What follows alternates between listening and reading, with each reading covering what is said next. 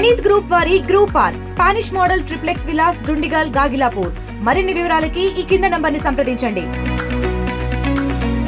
శాసనమండలి deputy chairman జకీయా Khanam ప్రస్తుతం వైసీపీని వీడి బీజేపీలో చేరారు. ప్రస్తుతం జకీయా ఖానం ఉన్నారు. మేడం, అసలు మీరు వైసీపీని ఎందుకు వీడాల్సి వచ్చింది? ఎందుకు వీడాల్సిన పరిస్థితులు వచ్చాయి? డిప్యూటీ చైర్మన్ పదవిని కూడా మీరు వదిలేసి బీజేపీలో జాయిన్ అయ్యారు, కారణాలు ఏంటి? ఏం లేదమ్మా, ఇప్పుడు దేశంలో జరుగుతున్న సిచ్యువేషన్స్ కానీ మహిళల పట్ల, అంటే మైనార్టీ మహిళలే కాదమ్మా, హిందూ సోదరులు కూడా, మహిళ అంటే అందరూ మహిళనే, మహిళలకు జరుగుతున్న అన్యాయము ఇదే తరహాలో అక్కడ ఏమైనా అన్యాయం జరిగితే కూడా మన గౌరవ ప్రధానమంత్రి గారు ఆడబిడ్డకు అండగా ఉంటూ అన్ని విధాలుగా రక్షించుకోవాలి అని ఒక మెసేజ్ ఇస్తూ నాయకత్వంలో పనిచేసిన వాళ్ళకు మెసేజ్ ఇస్తున్నారు.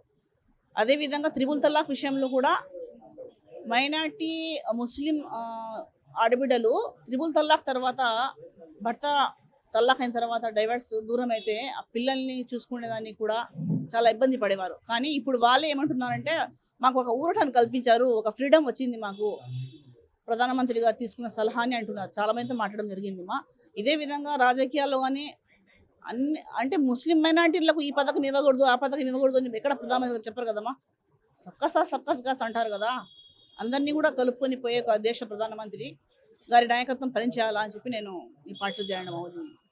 వైసీపీ అధినేత జగన్ మీకు ఎమ్మెల్సీ పదవి ఇచ్చారు, మండలి డిప్యూటీ చైర్మన్ పదవి చేశారు. అంటే పార్టీలో మీకు ఏమైనా ఇష్యూస్ ఉన్నాయా ఏంటి మేడం? అవన్నీ రాజకీయాలు ఉంటాయి అంటే అట్లే కాదమ్మా. నేను ఎవరిని విమర్శించాను.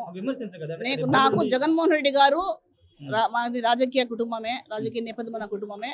నా భర్త గారు పార్టీ కానీ వాళ్ళ ఫ్యామిలీ కానీ 25 years సర్వీస్ చేశారు. అది గుర్తించుకొని నాకు జగన్మోహన్ రెడ్డి గారు నా భర్త గారు కాలమైన తర్వాత ఎమ్మెల్సీగా ఇచ్చి తర్వాత 10 నెలలకే డిప్యూటీ చైర్పర్సన్గా కూడా ఇచ్చారు నాకు. దానికి నేను జగన్మోహన్ రెడ్డి గారికి ప్రత్యేకంగా ధన్యవాదాలు చెప్పుకుంటాను నేను.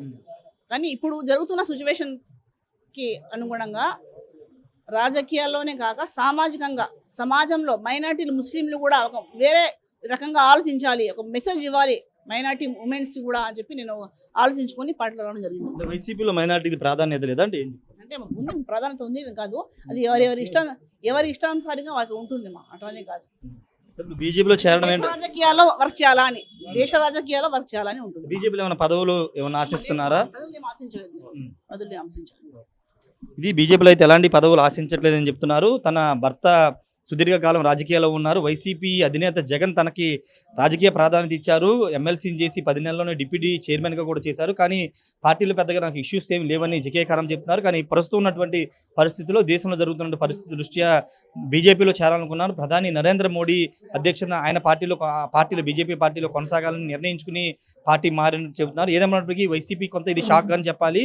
మండలి డిప్యూటీ చైర్మన్ ఉన్నటువంటి జకీయా ఖానము ఎమ్మెల్సీకి పార్టీ పదవికి రాజీనామా చేయడంతో కొంత కడప జిల్లాకు సంబంధించి కానీ కొంత మైనారిటీ వర్గాల్లో చర్చ జరుగుతుంది. ఇప్పటికే చాలా మంది ఎమ్మెల్సీలు ఆ పార్టీని వీడిన నేపథ్యంలో ఇప్పుడు ఏకంగా డిప్యూటీ చైర్మన్, మండలిలో డిప్యూటీ చైర్మన్ ఉన్నటువంటి జకీయా ఖాన్ రాజీనామా కొంత పార్టీ ఇబ్బంది కలిగించే అంశం. అయితే భారతీయ జనతా పార్టీలో ఎక్కడ కూడా ఈ పదవులు ఆశించి తాను చేరలేదు. కేవలం ప్రధాని నరేంద్ర మోడీ చేస్తున్నటువంటి పరిపాలన, దేశ భద్రత విషయంలో ఆయన చూపిస్తున్నటువంటి చొరవను చూసే తాను ఈరోజు బీజేపీలో చేరారు. మైనార్టీలు కూడా బీజేపీకి అండగా నిలవాల్సిన సమయం ఇదని జకీయా ఖాన్ చెప్తున్నారు. కెమెరా పర్సన్ ప్రసాద్తో రాయేష్ ఆర్టీవీ, విజయవాడ. ఇండియా పాకిస్తాన్ ఉద్రిక్తతలపై లేటెస్ట్ అప్డేట్స్ కోసం డౌన్లోడ్ చేసుకోండి RTV లైవ్ యాప్.